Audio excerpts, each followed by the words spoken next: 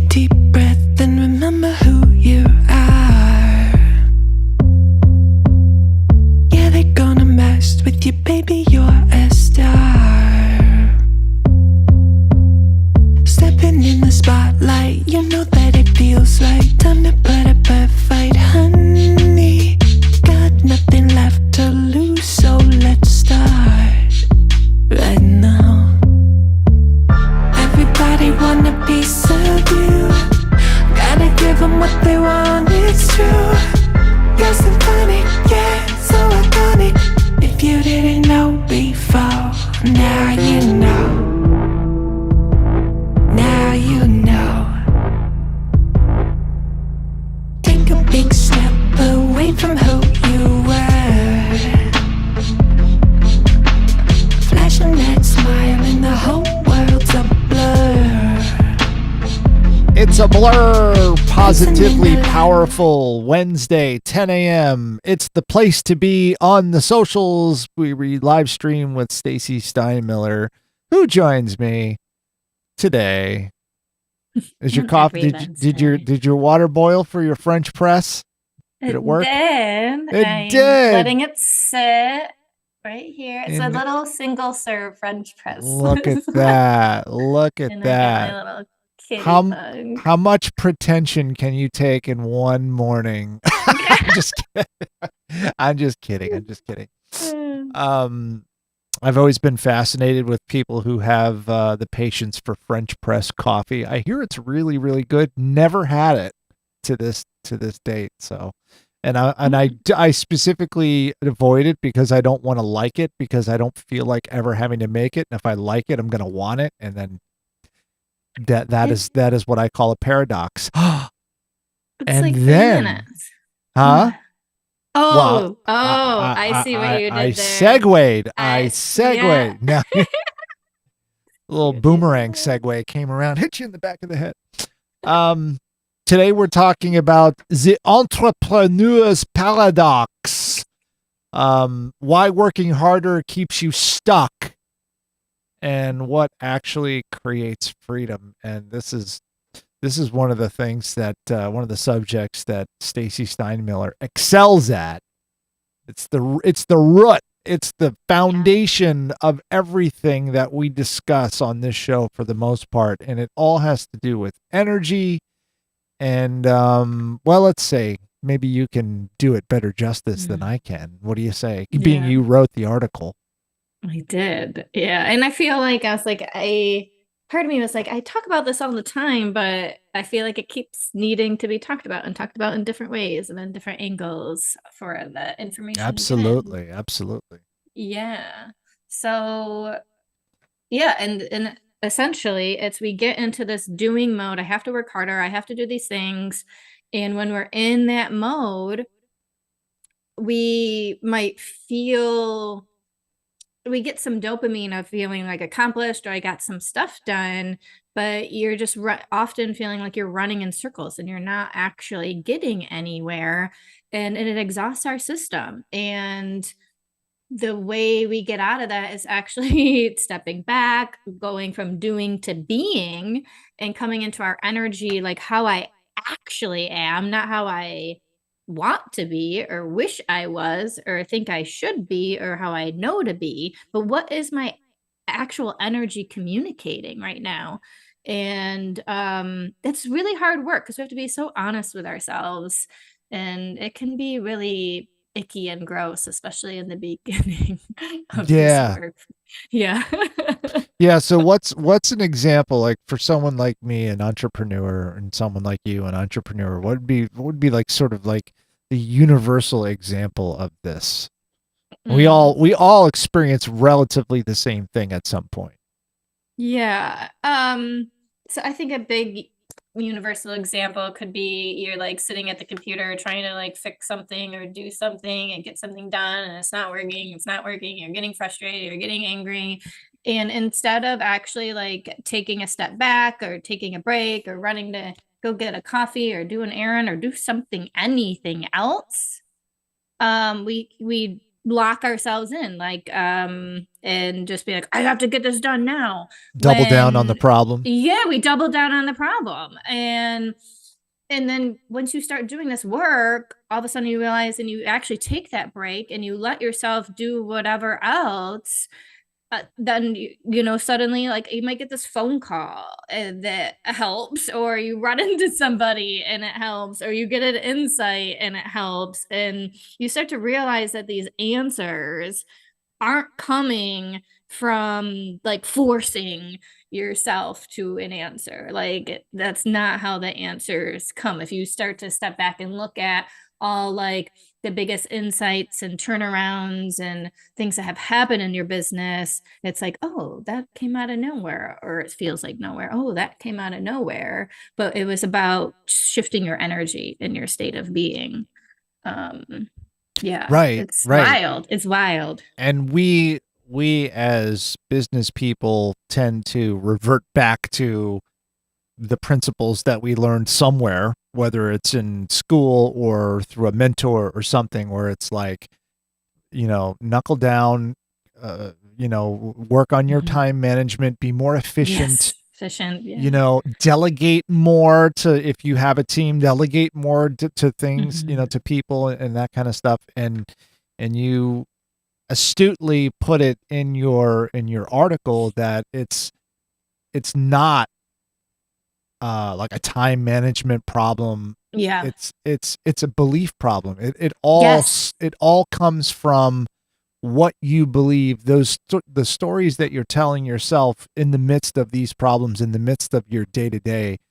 And that's kind of bizarre, because it might be stuff that you don't really think about, because you're thinking about this thing and you're not thinking about a bigger energy behind it. And that's something that I've really grasped onto in the last couple of months, for sure. And I know you've been kind of hammering it home, but it's one of those things where I'm finding myself, when there's something going on here and I'm looking at it and I'm like, we're approaching this with the wrong energy.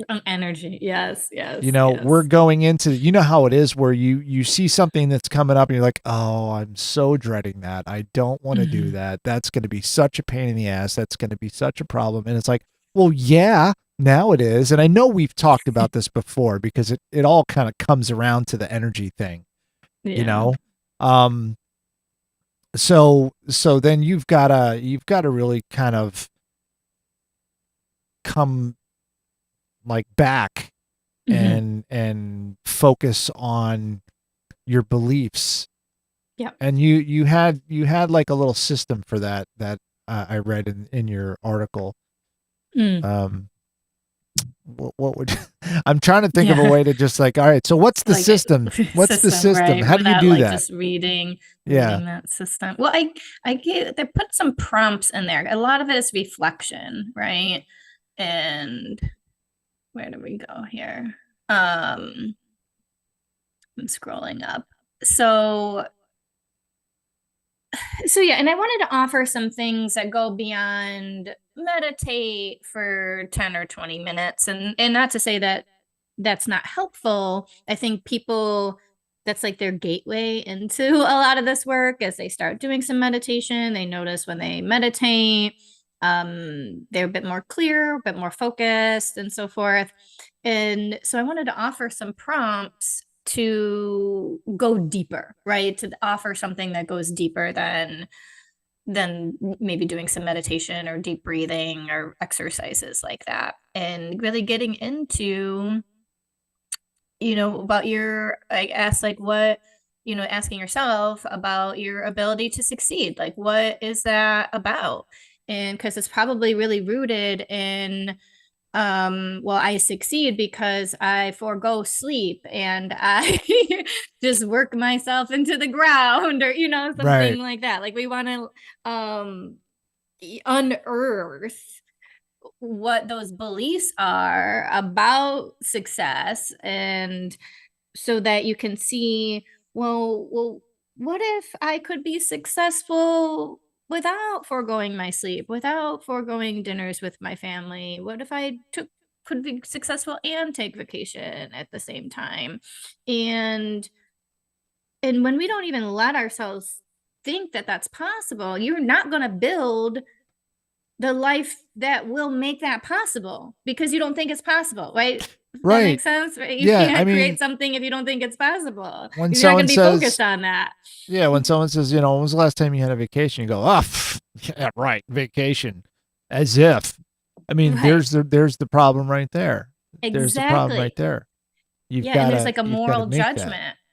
There's a moral judgment, right? Because there's a lot of fear. So this is a deep fear that I've seen, I think, with every entrepreneur that I've talked to, at least. And I think I might have mentioned this on here before, is there's a lot of judgment, right? When people like, well, you're like, oh, you're in business for yourself. So it's like, oh, you're in it for the money, you must make lots of money, and you're just trying to get money out of people, right? There's like this perception. And oh, you want to like work, hire other people to do the hard labor while you go on your vacation, right? And you hear people talk about leaders in this way of, well, they make all this money and they're just on vacation all the time. So when you start a business, you're like, well, I don't want to be seen like that. I'm going to be the hard working one. I'm going to be the one, right? Yeah. Because I don't want people to perceive me as just taking money and going on vacations.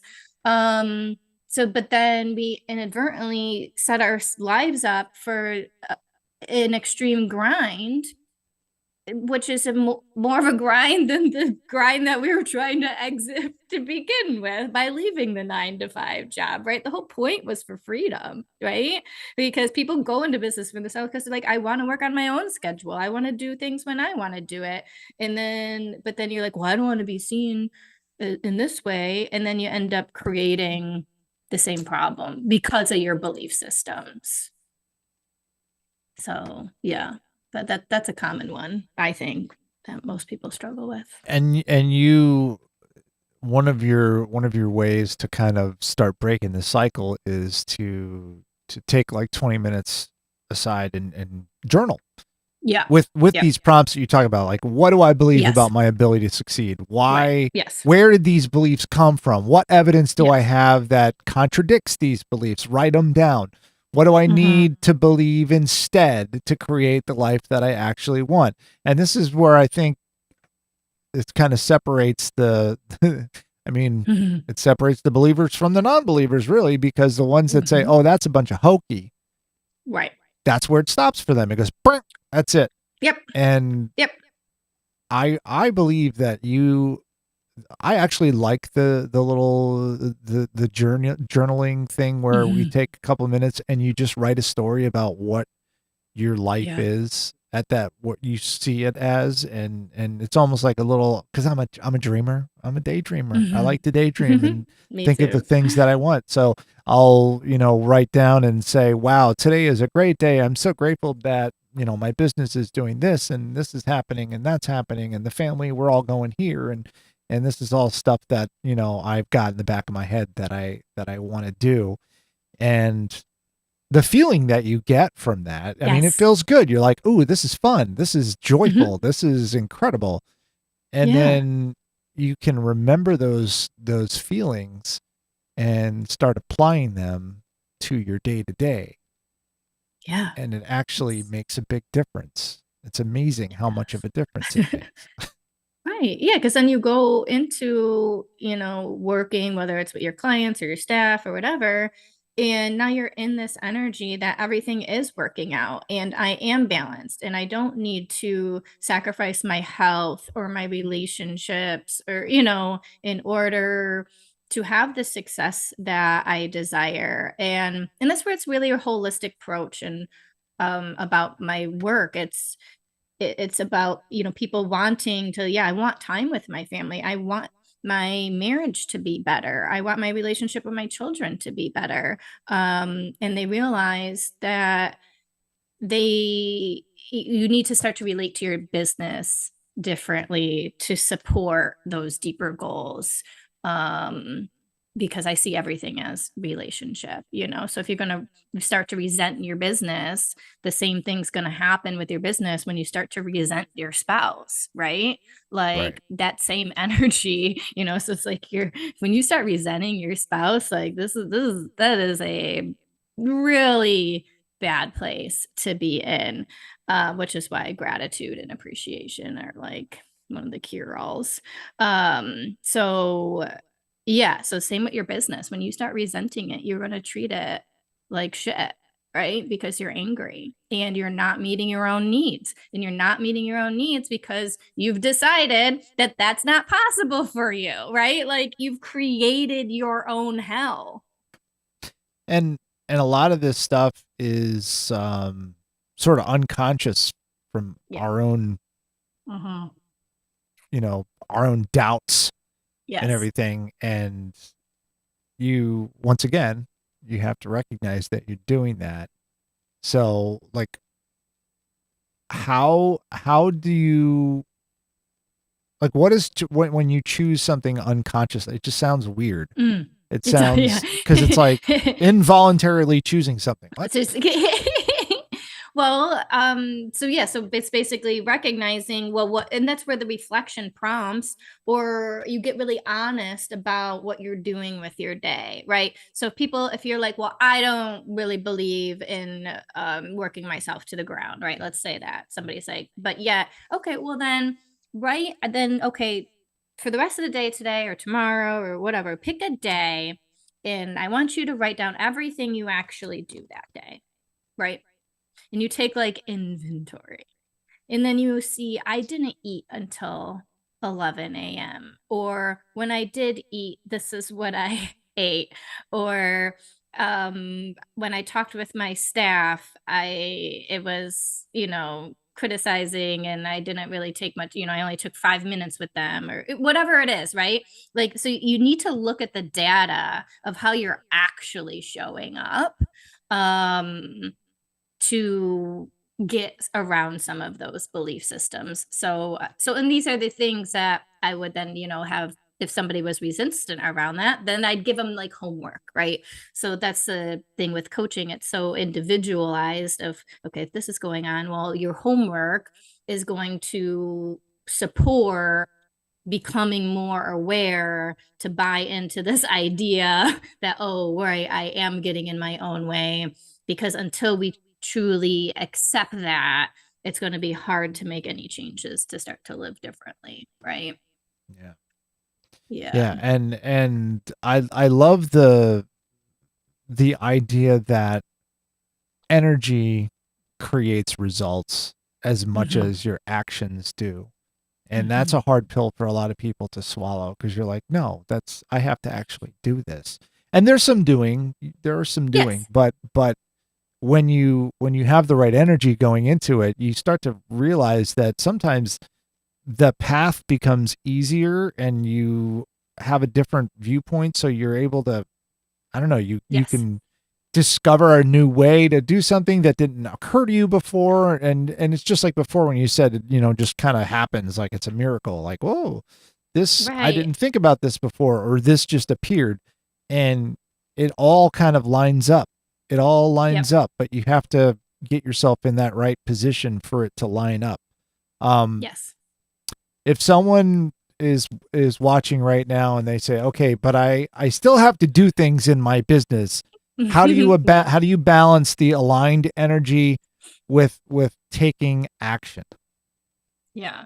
Well, so I tend to make the energy the priority instead of the action, I guess, if that makes sense. Yeah. And so unless if you're in a life death situation, you can take some time to allow and meet yourself and meet your emotions and work through what's going on. And so that becomes the priority. So instead of sitting down, like using the example before of like maybe working on something on your computer, maybe you're writing something, you're whatever, creating something, editing something, like taking that 10-20 minutes to like reflect or maybe do a meditation or just coming in, or a lot of times it's actually just feeling your feelings So that's the other thing too, is to, in this work with people, it's sometimes doing the tasks or the things to get in that energy, like that becomes a distraction too. And you're like, okay, I'm just going to meditate for 20 minutes and then I'm just going to go on. And then you might feel like, oh, that's not working, because you're probably having feelings that need to be acknowledged, that need to be seen, that need to be processed, that need to be felt. And so honestly, sometimes the best thing you could do is to feel your feelings and cry and get them out. And I know that sounds insane, but I've really witnessed a lot of miracles Well, after that. it's interesting that you talk about crying. So we went to the Rotary Roundup last night at the Carlson, which I was your guest, and we went and I met all the cool Rotarians, and of course we know Paul Guglielmo was there. He's a big Rotarian, and I've known Paulie for quite a few years, and we don't hang out or anything, but we cross paths here and there, and we talk about radio and podcasting and stuff like that. And he's like one of the coolest guys you'll ever meet.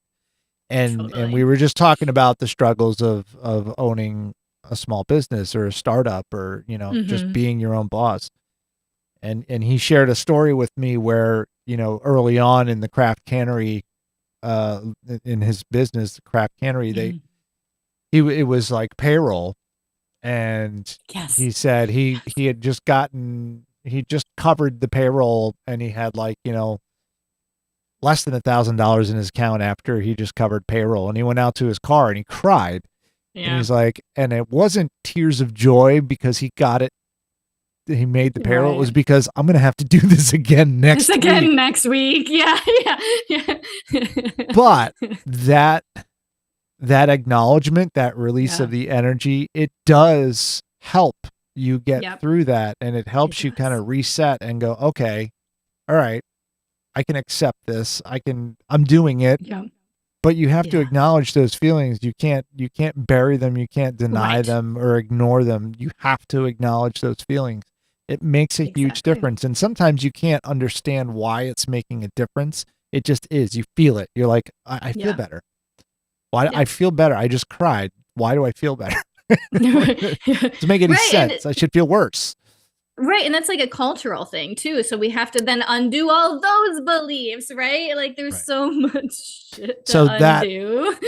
And that undoing is what you talk about, choosing a new story. Mm-hmm. So what exactly, and this can happen quite a few times, and it has to do with each different thing that you're doing. There's a story behind every action. There's a story behind every goal. And you sometimes have to change the story behind it if you want to actually get there.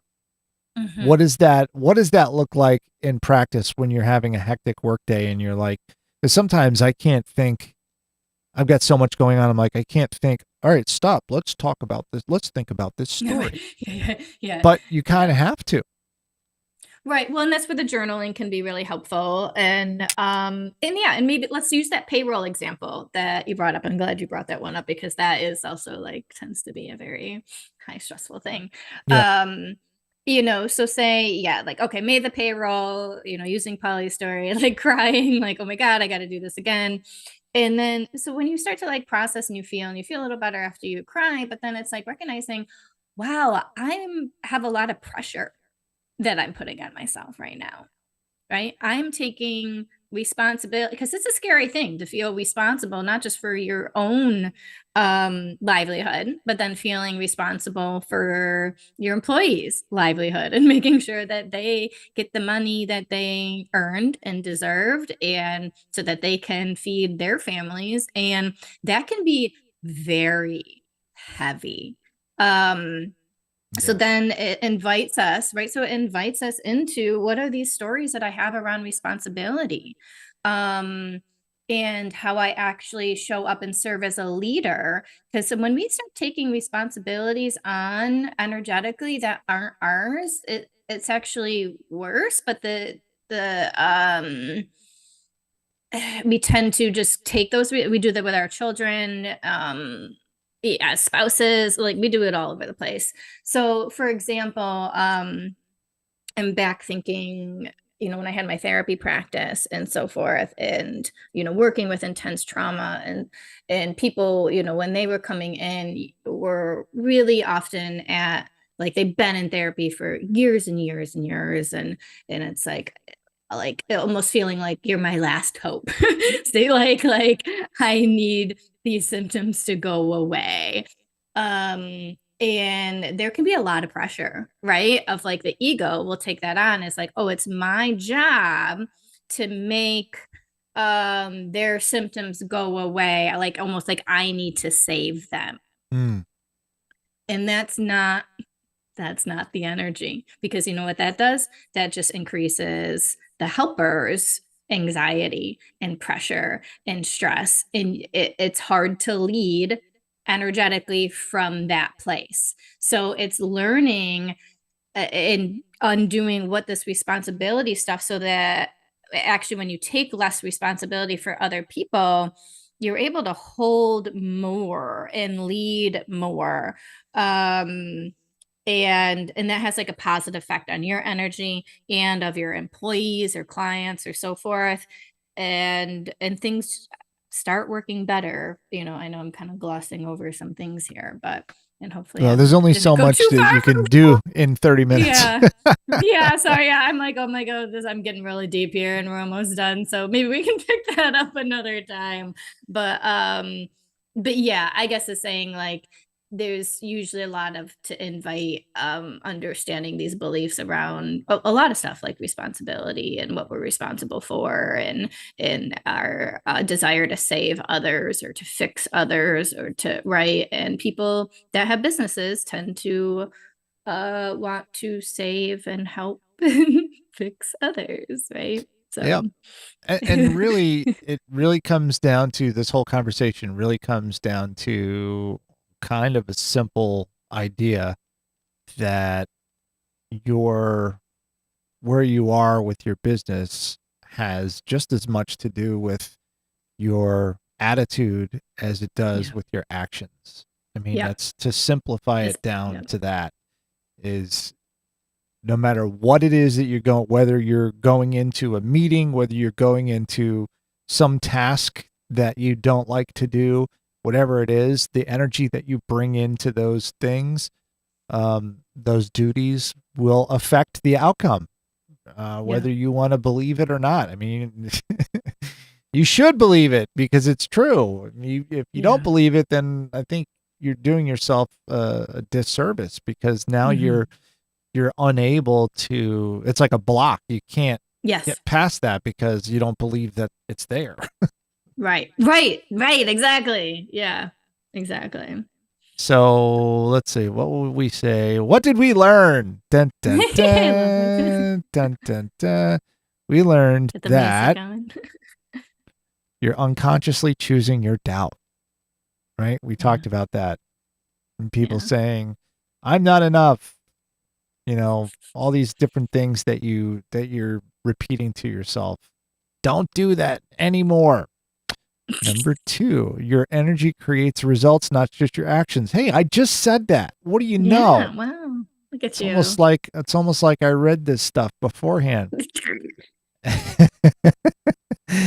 And unwavering self-belief is a practice, not a destination. Yeah, Practice makes perfect, yep, right? sure does. You're not Yeah, gonna hit it perfectly every time, or like right off the bat. This is work that you have to keep doing. I'm doing it constantly.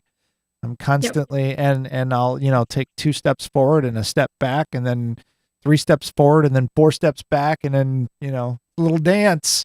But as long as you're progressively still moving forward and you are learning from those mistakes, and you're, applying those things that you learn and remembering, hey, I've got to remember to do this. I've got to, you know, that's the important part.